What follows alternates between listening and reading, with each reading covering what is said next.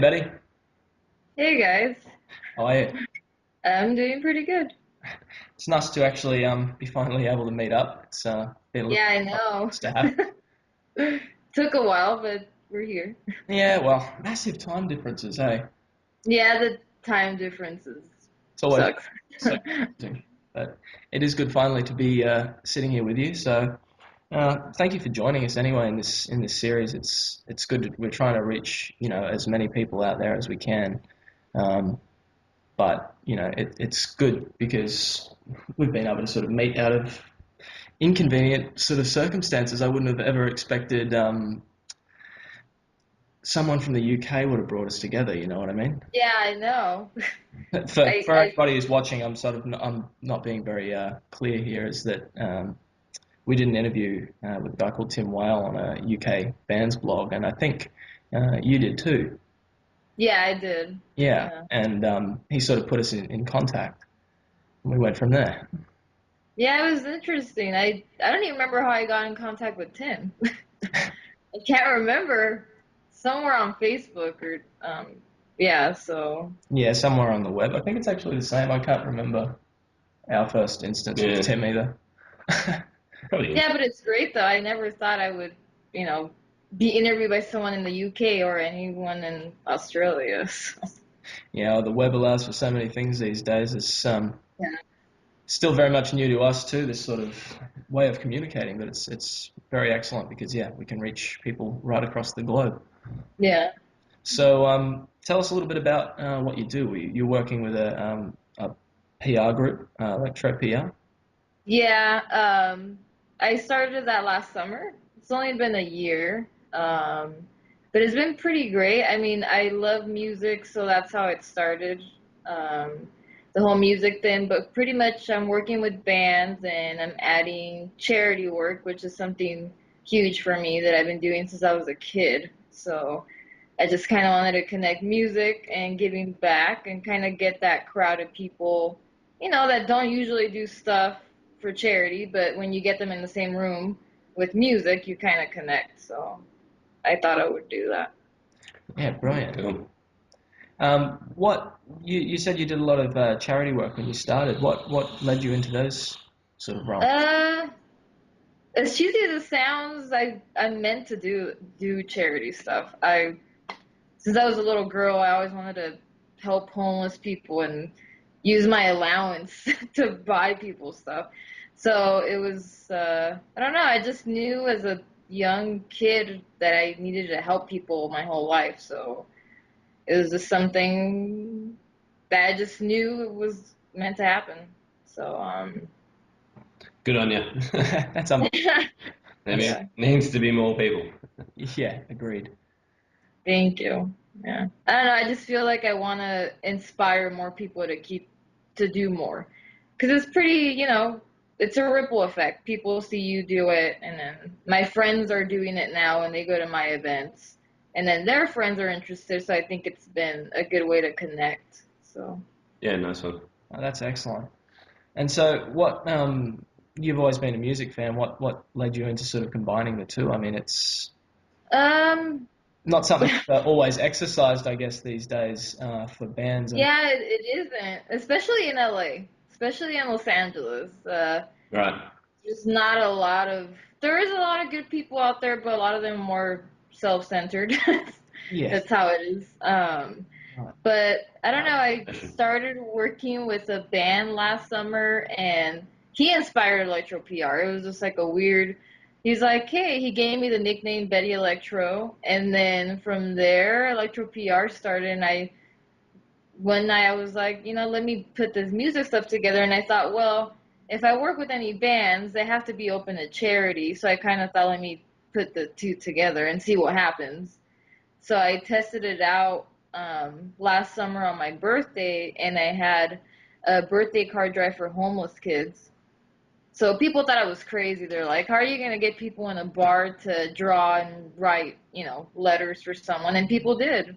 Cool. People were drinking and they wrote letters for homeless kids, and from there I did it again last month at my 1 year anniversary. So that was nice. So strangers came up to me last month and said, thank you for doing this kind of stuff. We don't see it. So it's kind of nice to know that people are open to it.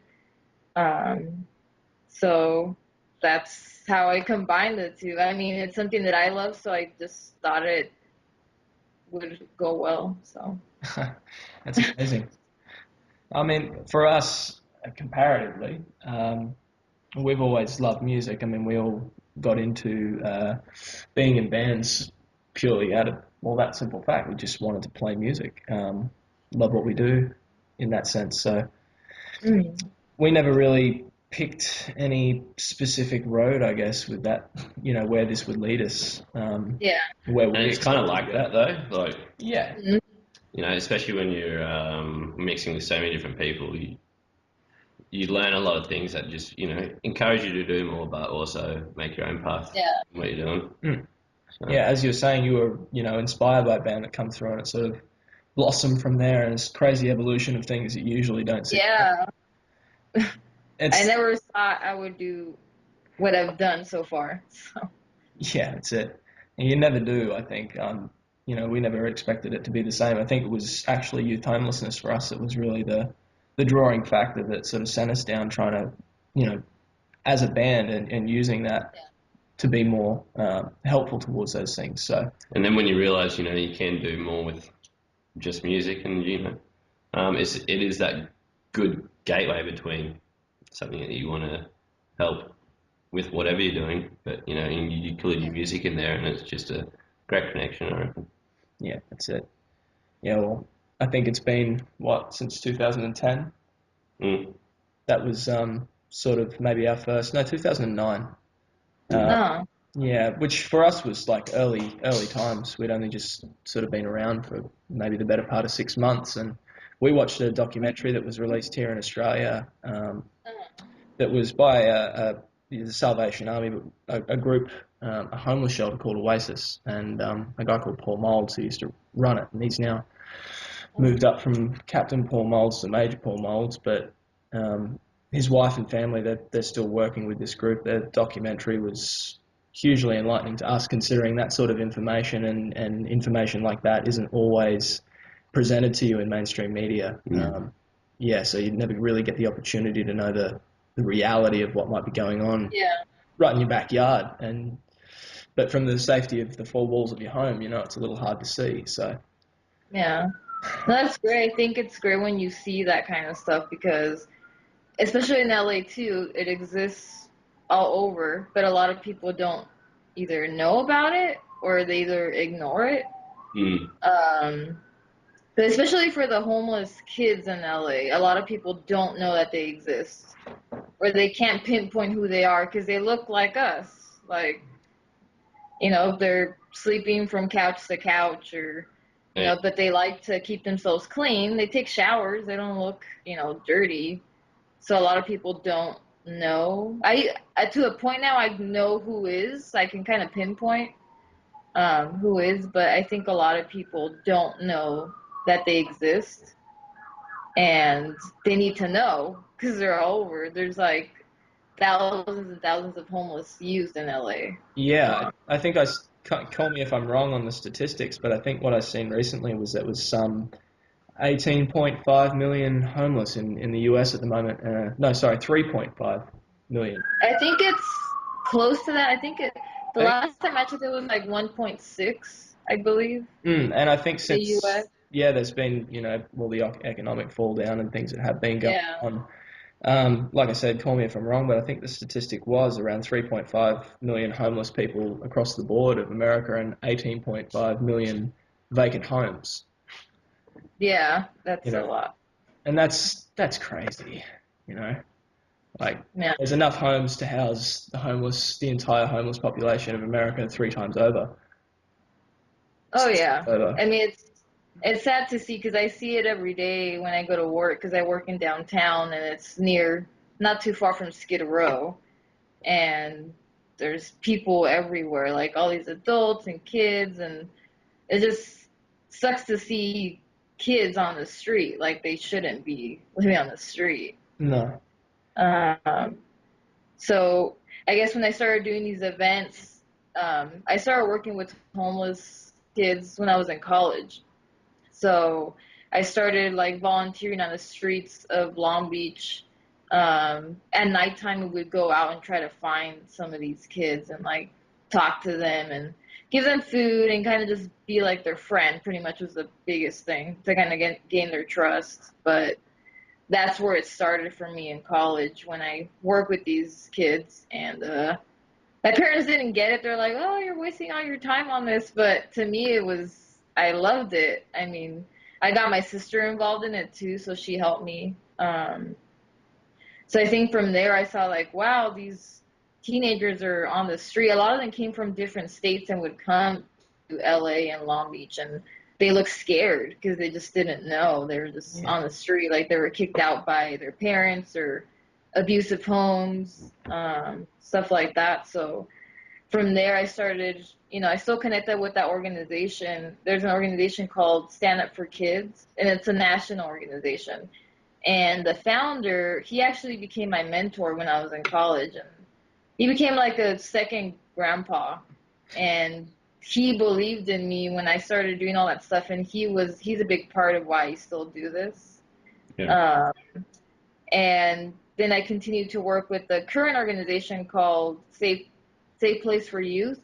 So they're the ones that I do charity stuff for. They're in Venice, and Venice has tons of homeless people. And then, so a lot of the teenagers that they help, they try to get counseling for them and food and just somewhere. They have a center that the kids go to hang out sometimes.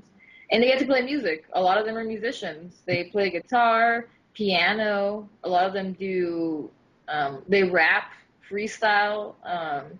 So it's kind of great to see them like, forget for a few hours that they are homeless and they get to do that stuff.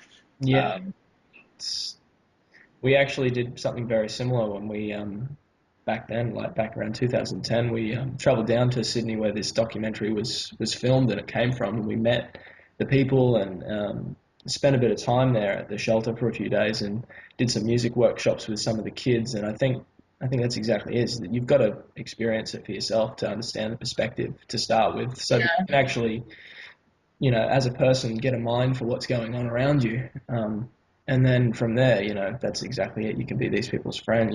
You take them out of that disenfranchised sort of complete discomfort zone where they're placed because of their circumstance, and put them somewhere where yeah. they can, channel their passion or do something they really love and enjoy. It's, that's probably one of the more powerful things, I guess, people who are music lovers and people like that can do.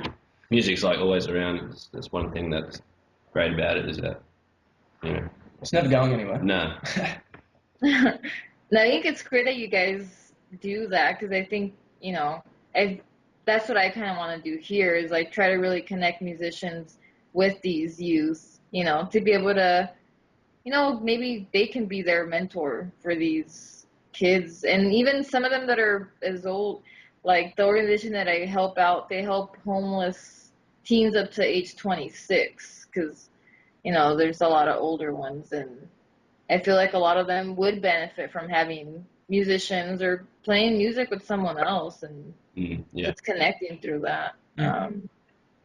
Because a lot of them don't have, like, they have friends of the other youth, but for other people on the street, they can't really trust. So Yeah. I feel like if they were to meet people that really just want to be there, that would make a big difference. Yeah, sure, that's yeah. it.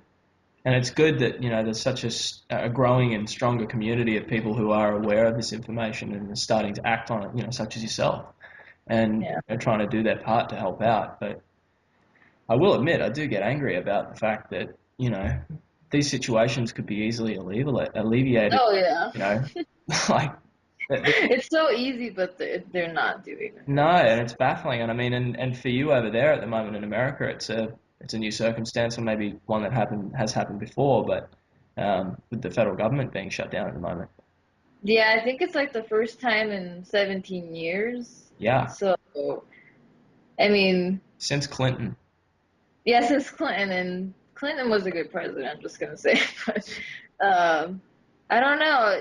That has been affecting people, I believe, and it does make me angry because, as even growing up, just seeing all the food that's wasted or the money that's, used for all these politicians to go on fancy dinners and all this stuff. And it's just so easy to be able to help all these people, but it's not done. But I think I try to stay optimistic because there still is a lot of people around here that try to make a difference, and there's another group of people that I know that go out and feed the homeless every single day, and they use their own resources. They keep people from the community come out and make sandwiches, or they make home cooked meals and they pass them out every single day. And it's not only giving food, it's like talking to these people, because a lot of homeless people, no one wants to look at them or even like hug them. Like, I think even shaking their hand or a hug is like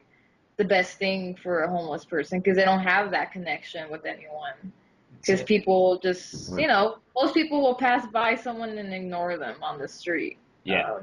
Something we watched all too often when we were down there and just in daily life, even here in Australia, it's much the same as, having to see that another person on equal grounding as you, regardless of, their financial circumstance. They've been completely outright ignored. And they do need that support and help, and it's not there for them. So yeah, it's hard, in that sense. But is there a lot of homeless youth in your guys's, like in Australia? when we started the project for a band, when we did a song called "We Are the Streets," which was written and inspired to sort of spread awareness on youth homelessness in the country. And when we did that song, we did a music video for it. There was a project out in the country that was being run by the Salvation Army and Oasis that was called 32,000 to Go. And that was that was the number at the time back in 2010. There was 32,000 homeless youth on the streets. But I believe now that number's risen up to, over 50,000. So, and I think the the over total is quite well over 100,000 for the, everyone that's being put in this situation. But it only looks worse, economically at the moment for people. So it's always hard to say what's going to happen next when, good normal families that have lived their lives inside their homes and are used to those sort of creature comforts are being put in the situation where they might be put on the streets, or in America's situation right now where they, a lot of them are on the streets.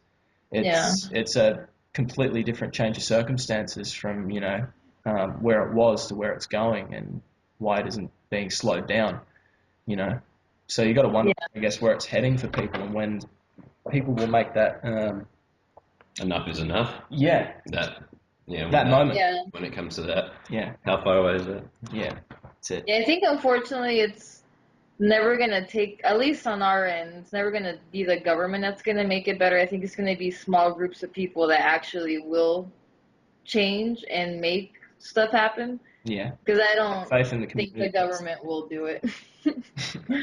It'll be people that will come together and will do that. That's pretty much, I think, the only way, at least in our country, is going to be.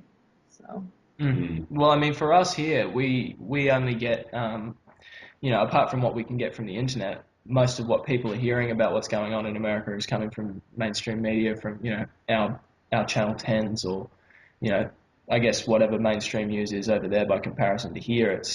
We don't know maybe what's going on in the people's eyes to perspective versus what we're being told. So. Yeah. That's why I avoid watching the news. Yeah.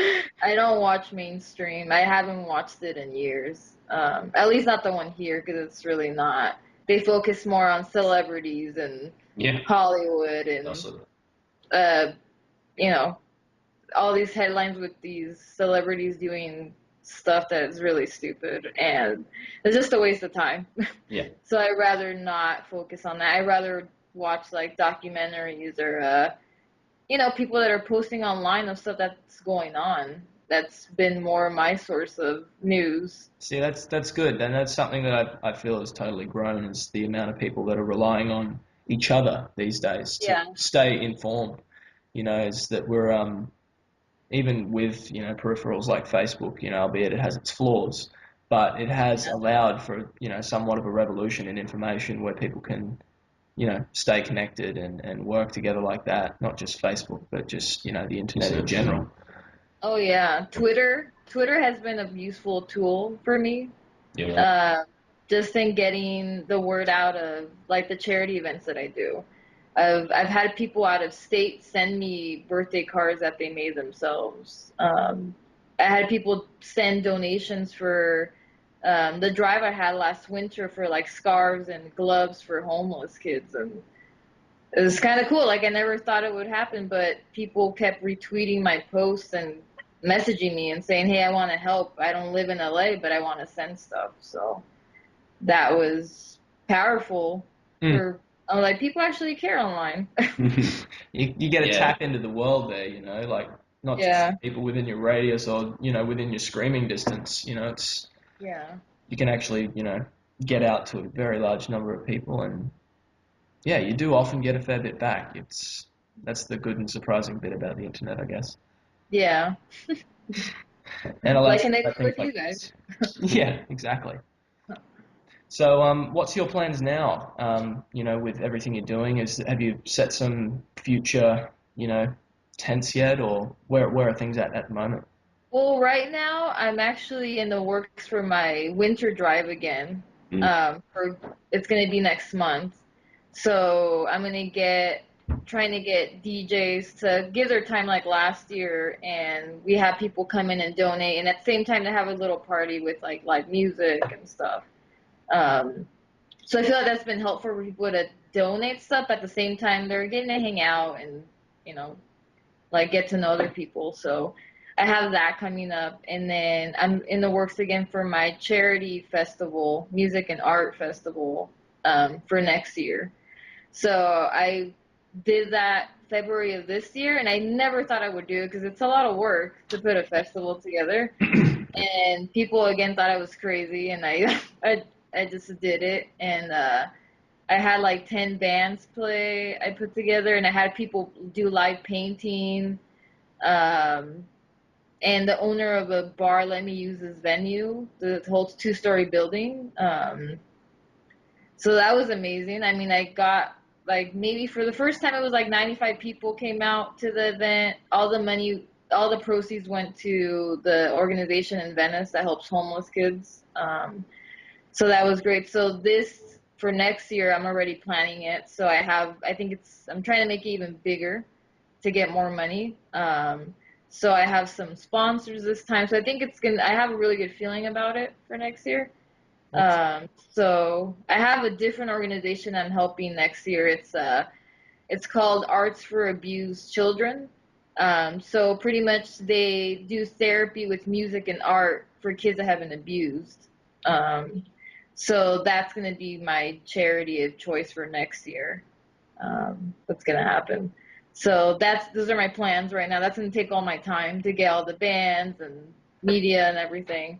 oh yeah, But my future plans are to try to get this festival and go all over the world and do it. awesome.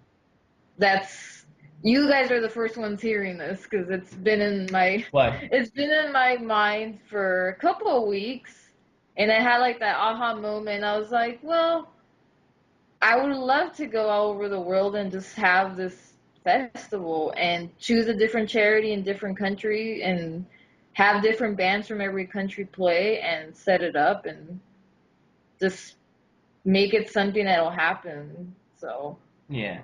yeah, that is a cool idea. There's no. yeah, so I kind of thought like a traveling art music festival, charity festival. So It's awesome. Go big, like go, go yeah. the whole hog. You got to dream big. I think that's I give. think so too, because I think if you limit yourself, you're just gonna, you should just go big, and if you fail, just keep trying. I mean, it's scary, but I've learned that in the past 2 years, and I've, you know, I've learned a lot, but I feel like if I don't try anything, I'm gonna regret it. Mm, Yeah, And life is too short, and that's yeah. yeah. Well, that's it. Life is a full-on adventure. I mean, us for being a band, we've probably not done the conventional thing that most people our age do. Coming out of school, going into life and whatnot. But I Yeah. have learnt more doing this on your own path, following your passion. Trying to look for your own answers, and I don't know. I feel like that's allowed me to get to know myself. Uh, Oh yeah. so that you know what you're doing for the rest of your life, rather to have. Yeah, I think that's important because I think if you don't do that, a lot of people will be stuck in a career that they hate and doing stuff that they're unhappy. But some people do it because they, want to be rich, and that's never been my plan. It's always been if I am unhappy with something, I will quit. Yeah. At this point in my career, like I'm happy. I wake up every day and I'm happy, and a lot of people can't say that. Yeah. So I think that's always been my thing. Like if I'm not to the point of like I want to be rich and do all these things, I'd rather have an impact. And if whenever I leave, the universe, then I hope people will follow what I've done. That's the biggest gift to myself, I think, is doing that. So. We people, I think, as the youth of today, like got to leave that footprint behind. That's it. Yeah. You've got to try and be responsible, I guess. Like statistically speaking, science doesn't always give great assertions as to the damage we've done to our own planet just with civilization for as far as it's come.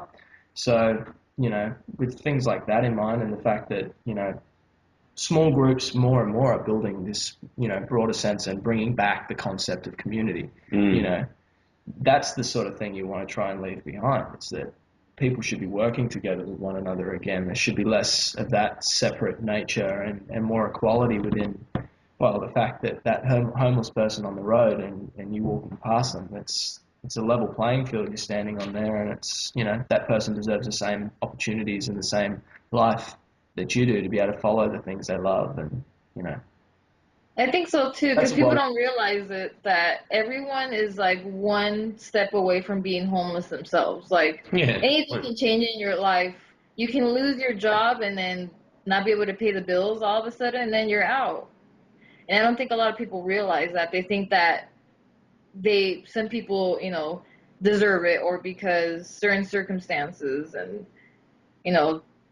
but I feel like a lot of people don't realize that they're so close to being homeless themselves with the situation that might change. So I never thought of it that way, but yeah, that's exactly, hit it on the head there. Yeah, well, the situation is, I guess, continually deteriorating, as at most times doesn't show much sign of improvement. So it's an interesting topic for most people these days, considering most people aren't, over half the world isn't properly eating anymore. It's not because we're overpopulated or any other thing. It's just because we're mismanaging. We're not doing things properly. We're thinking about economy and politics and government before we think about people and community and the planet. And if we reverse that, swap it around and said that people come first and the planet comes first, and what we want to do to look after it should be forefront. Proper economics, I guess. Not anti-economics as it seems. I don't think that any of these sort of issues would be, even prevalent. We'd probably be looking at a different world completely. Now that's a big dream. I think so too. Yeah. But, I'm thinking if I do the festival, maybe if I do it in Australia, you guys can play at the festival. We're there. I'm just thinking ahead. Yeah. No, that's great. I like your thinking. Always keen. Well, thank you so much for your time, Betty. It's been an absolute pleasure to be able to sit here and sort of talk to you about all of this. I mean, there isn't enough people that we get to converse with, on a regular basis that have this same sort of care for people. So it does come very. Thank you. And it was a pleasure. Absolutely. And thank you very much for just, being able for us to get together and actually talk about some of this. It means a lot. So we will get back to you again sometime soon. And hey, bring that festival to Australia. I will bring it. It'll happen. You guys are the first to hear. So. Awesome.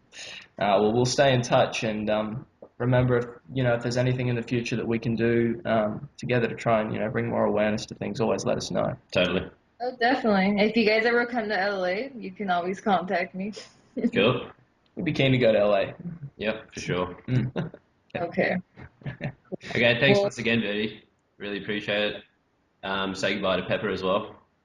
okay. She's asleep now. So She's resting. yeah, she's resting. All right. Well, thank you very much, Betty, and we'll see you again. Cool. Thank you. Bye bye. See ya. Bye.